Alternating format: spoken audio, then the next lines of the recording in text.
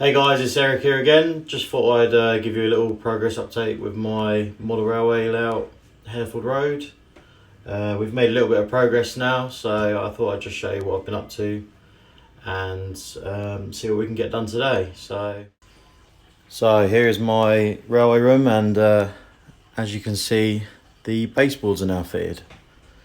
And I've also painted them in a light grey colour, which matches the blinds in the room, so it looks quite smart.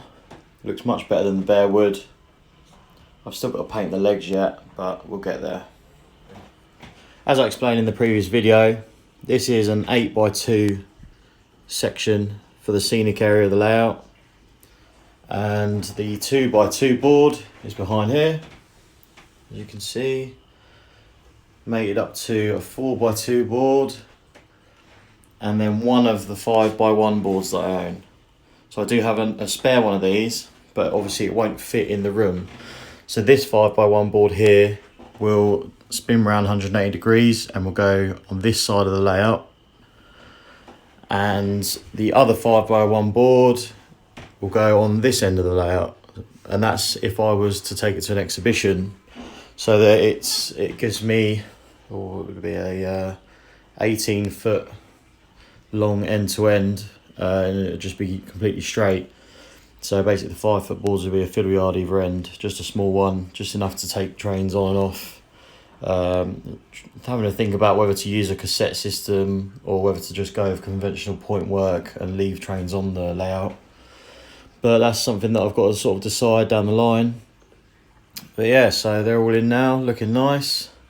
The only problem we did have is, as you can see, when I measured the room, I somehow forgot that there was a radiator, so we've had to cut around that. Luckily, to get the boards level, I didn't need to cut into the baseboard, so that, you wouldn't believe it, but that is the board level. It's just by pure luck that it's high enough where the baseboard didn't need cutting. I know what you're thinking, but the radiator is turned off just in case. So as you can see, as well as having the new 00 layout in place, the O gauge layout is back up, and it still fits. It just squeezes in above. There's a little bit of room there just to wiggle the boards in. It just goes in. The O gauge is only a little shelf jobby. I might paint that grey so it all matches. But as you can see, it's only a small end to end. It's just 7 foot long. It's mainly for displaying, really, but it is quite a nice little scene. And I just think it looks quite nice in it, to be honest. It's DCC sound. The Prairie is not fitted up yet. It's just DC only at the moment, so it's just placed on there for display. But the panning tank and the 08 are all sound fitted. So yeah, that's the O gauge. So as you can probably tell, it's a bit of a problem with shadows in here. Due to having a layout on top of it, the light does struggle to get in. So the first job I've carried out, as you can see up there, I had a roll of this LED strip laying about from fitting lights in coaches, and I just had enough to go the length of the layout, and I managed to find a 1 amp 12 volt power supply that would power them. So there you go. As you can tell, it's much improved with light. So as I said, obviously the layout's going to be 8x2 scenic area with 2 fiddle yards either side. So basically, to fit it in the room, I can only have 1 fiddle yard. So this section of the layout is solely to join the fiddle yard up behind me. So this is, as I said, a 4x2 and a 2x2 board together to make a 6x2 area. So I'm going to use a second and a third radius curve going around the back. And the bonus of that is, because it's a 2 foot wide board, I've got enough space here to have a little work area or have my laptop or whatever, because the tracks are going to run behind here, because you're not going to have room to have them at the front. So that's quite handy. I have done a layout plan on any rail The only issue with that is I've bought a custom-made crossover junction, a scissor junction, and anyway I can't compensate for that because it's a one-off basically, and that's to keep the Pico streamlined track spacing, which is I think 51mm. So here's a quick track plan I did on AnyRail. It's my first time using it, so I'm a bit in the dark, hence there's the absence of the crossover. So I don't know if you can put custom sized point work or junctions in or not, so to save me the hassle, all I've done is I've measured the length of the crossover and I've just put 2 straights in there, and if I wanted to be anal about it, I could just Photoshop it in there, but it doesn't really matter. So trains coming from London to the country, which are going to be Chiltern Railways mainly. They're going to come in from the left, go straight through platform 1 and be able to come out the other side onto the other field yard when it's in its exhibition sort of state, if you like.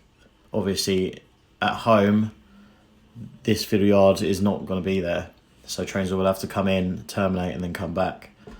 So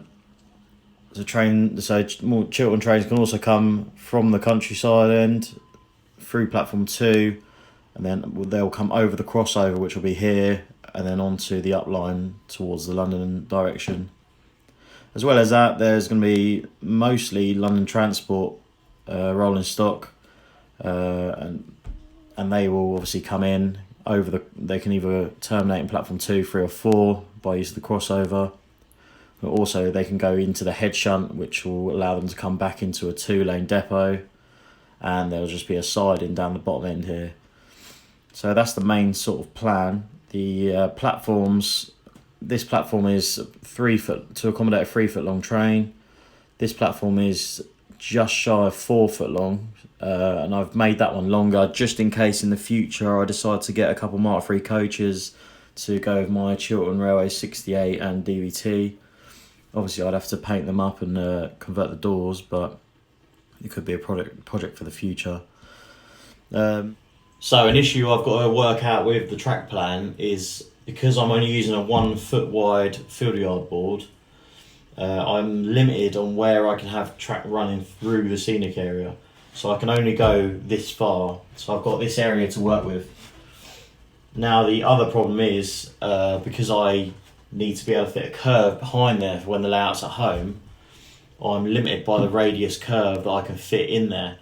Now I could probably squeeze a 4th radius curve in, but that would mean the track would probably have to be right up against the back of the scenic area. I'd like to try and avoid that and have a bit more space if possible, so I think I'm going to go for a 2nd and 3rd radius. So I've got a 3rd radius curve here, just next to me. So just to show how the maximum I can bring the track away from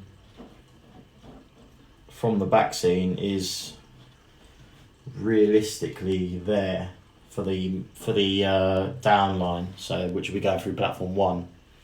I've got a 2nd radius curve here as well actually for mocking up, so yeah, it's about the same. So realistically they're going to be my exit points, so if I just draw a little line above where the track is,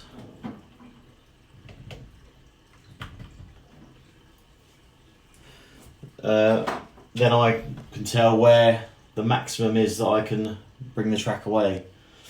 Obviously these aren't going to be the right sort of spacing, so the 2nd radius curve could probably start a little bit closer because I'm going to retain the 51mm spacing for the scenic area at least. The only other concern is the further back that I put the track, obviously the more room that's going to give me for the depot area, so that's another thing to think about. So this is the amount of points that are going to be in the track plan. Obviously this is an old point which I'm just using for mock-up purposes. I need to buy a short radius Pico right hand point to replace that, but that's only for the depot area anyway, so for the minute it's fine for mocking up. We've got a medium left hand, 2 medium right hands, a 3-way point, and this is obviously the scissors crossover that I spoke about earlier. So I'm trying to keep at least medium radius if possible. So this is also made out of medium radius, by the way. The only short radius point on the layout is going to be the one that's in the depot area, and that's just going to be to split the lines for the depot building itself. So just looking at this crossover, as you can see, it's a pretty interesting bit of kit. It is Electrofrog, and a nightmare to make, I'd assume. So this is made by a chap called PC Recycler on eBay. His name is Pat, and he will custom build these for you, obviously at a cost. And I chose to go with new point work, but you can also make them with used second-hand points. If you look, it's quite a bit of work, to be honest.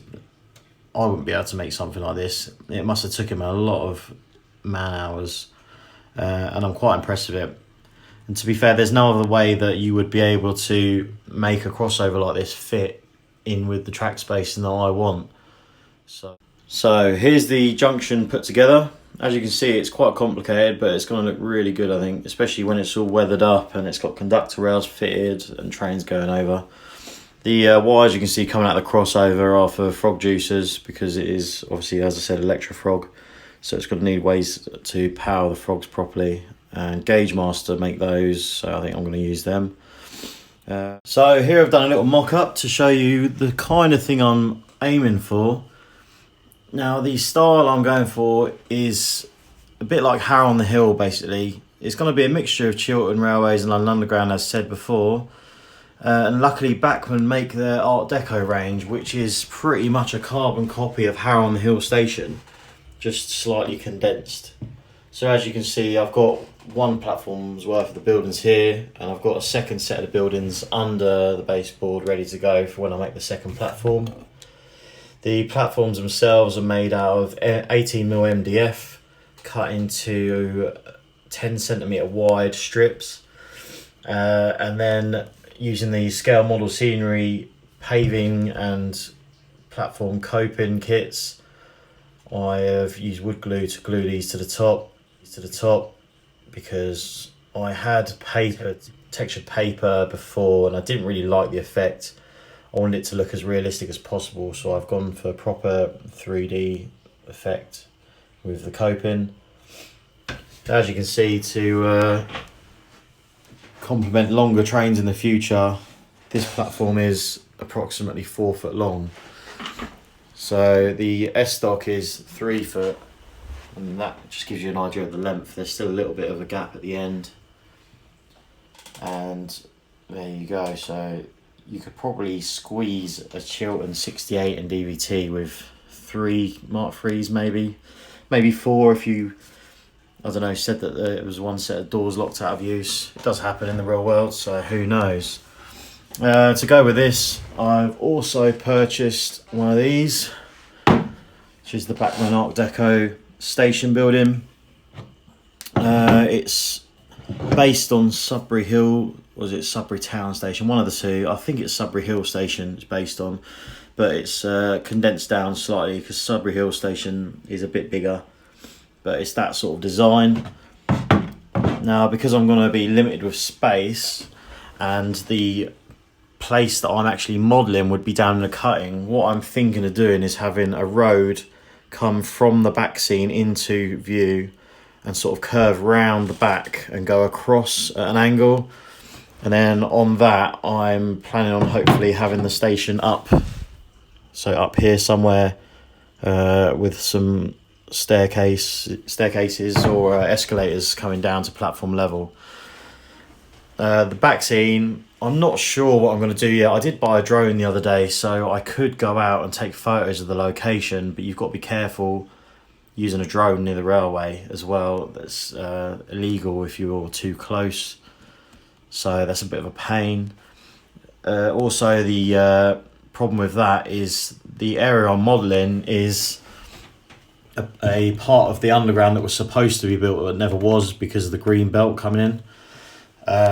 Due to that, the area was never developed, so all that's next to the station is a skip company, whereas if the railway had been extended there properly, and then the surrounding area was developed, there'd most likely be houses and all that sort of stuff there. So I'm not really sure where I'm going to go with Backseen, because I was, like I say, going to take a picture of the actual place and then maybe mess about trying to Photoshop some sort of scene in, but I'm not really sure. So I might just go with the ID Backseen's Just Trees and then use that, and then potentially go from there.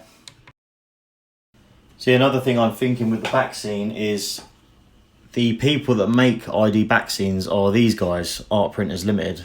They are the actual producers of ID Backseens. So if you go on their website, it shows here that they will actually do you a custom backscene to your requirements. So you can either have one of their existing ones modified to suit your needs.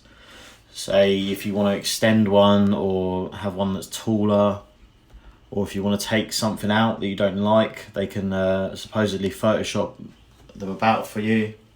Or you can take your own photographs and send them in to them, and they will make a backscene for you out of them. So it says here, the standard range of backscenes can be modified. So you can change the sky, make it higher and lower, change how tall hills are. You can do all sorts of stuff. So that would probably be quite a good option for me. So what I'm thinking is using their Just Trees backscene, which should be on here. And if I can find it, we will have a look. I can't. Oh, there it is. 149 Just Trees. So this is the one I'm thinking of using. So either 149A or 149B. And I'm not sure.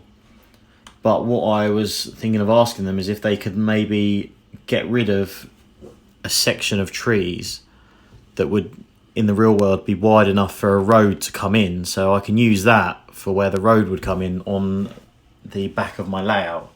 Because obviously a road disappearing into a row of trees is going to look a bit silly. So that was my sort of thinking there. So I think that's going to be probably what I go for. The only concern is that my backscene needs to be very high, because these boards, they are quite tall. So I need to inquire and see if they can accommodate that. So another idea I've had is, because when you get the wood cut for the platforms, so to make the 80mm MDF, obviously they've got to make a lot of cuts. Now they expect you to take all of that home with you. So I'm left with quite a lot, whereas you only actually need 2 pieces for the platforms. So what I can do to help me get the spacing for the back, for where the track's going to run along the back edge, I've worked it out that if I use 3 of these pieces of MDF and put them against the backscene like this, and because they are nice and straight, what I can do is I can use those as a guide for where to put my track, and if I push my track up against them, it straightens it all out. As you can see, that's the maximum that my track can be away from the back scene. So that allows me to move the whole layout over this way. I'm not sure by how much. It's not a lot, but it's probably, say, the width of a piece of track. And then this will obviously mean that this is dead straight. And because this is going to be a straight piece of track the whole way through the layout, this really needs to be the piece I start with first, because this is going to be my sort of datum point of where I build everything away from it. So I need to run that all the way through. So I need, obviously I'm just doing this quickly just to show you what I'm going to do. So I'll run the track all the way through there. I'll need to then put my widest piece of rolling stock on the track so I can get the spacing for the platform. So from there, once the platform's glued down and in place, I can then continue to work forwards, and I can work out the distance that this piece of track's going to need to be. And as you can see, as a rough sort of guesstimate, it's going to line up with the junction pretty well. So I've sort of lucked out there. It's going to flow really nicely. The problem I've then got, obviously so the next line for platform 3, because it's just going to be 51mm track spacing, I can fit that. But then as I go further, the problem I will then have is I need to make the second platform before I fit the track off of this part of the junction, because otherwise I'm not going to know where it has to go to get the correct spacing. So that's going to be my next job, unfortunately, because I didn't enjoy doing this platform. But the next one's going to be slightly shorter. It's only going to be about 3/4 of the length. So it's going to come to about here, roughly. And that should just about squeeze in an S-stop, which should do the job. But the other thing I need to remember is that I need space for a set of buffer stops at the back. And the buffer stops I'm using, of course, it'd be rude not to, is I've already bought 4 sets of these Accurascale buffer stops, and they look brilliant, to be honest. I've got the ones with the LEDs. I'm looking forward to getting them on the layout. So yeah. So that's about all I can really show you for now, to be honest, because I need to just crack on, really. So next time you come back, hopefully the track will all be down. Well, at least as far as this platform. So I'll have the majority of the track ready to go. I'm going to prime this platform in grey and then paint it a dark grey sort of colour and mask it off for the concrete platform sides and the yellow lines. Once that's all painted, I can glue down this station building, and I'll be filling in the gaps where they join together, because obviously it's in 4 pieces and I don't want any joins. So that's going to be on the list. So yeah, let me know what you think in the comments if possible, and I'll see you again. Cheers.